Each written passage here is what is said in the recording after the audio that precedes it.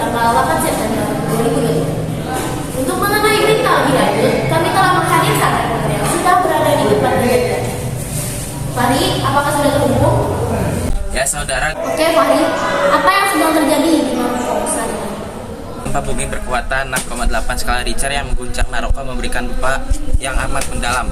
Tercatat korban tewas akibat gempa ini menembus hingga 2012 orang dan 2059 orang terluka, termasuk 1.404 orang dalam kondisi kritis.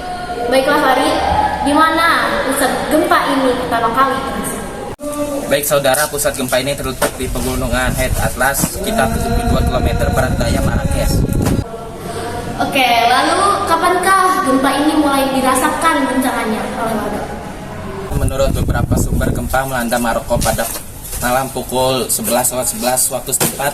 Guncangan gempa bermagnitudo 6,8 skala Richter berlangsung selama beberapa detik dan terdapat gempa susulan berkekuatan 4,1 skala Richter 19 menit kemudian.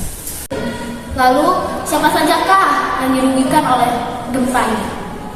Ya, tentunya warga setempat yang terdampak dari gempa ini. Rumah warga yang rusak mencapai 2.000 dan tentu masih banyak kerugian lain yang dialami Maroko, seperti runtuhnya beberapa kawasan kuno dan bangunan bersejarah. Tercatat dari kejadian gempa ini, Maroko mengalami kerugian yang mencapai 164 triliun rupiah. Mengapa gempa di Maroko begitu mematikan? Ya baik, karena gempa bumi ini terjadi di wilayah yang jumlah penduduknya relatif besar dan jenis bangunannya rentan terhadap guncangan gempa. Satu fakta penting juga adalah bahwa gempa terjadi pada malam hari, ketika orang-orang berada di rumah dan sudah tidur, jadi banyak orang yang terjebak di dalam reruntuhan. Lalu, bagaimana solusi untuk Maroko untuk memperbaiki kerusakan yang telah disebabkan oleh gempa tersebut? Ya, Maroko akan melakukan rekonstruksi dan rehabilitasi di daerah yang terkena dampak gempa. Rekonstruksi akan mencakup pembangunan kembali infrastruktur dan perumahan yang rusak, serta perbaikan fasilitas umum. Rehabilitasi akan mencakup bantuan untuk korban jiwa dan keluarga mereka yang serta bangunan untuk pemulihan sosial dan ekonomi.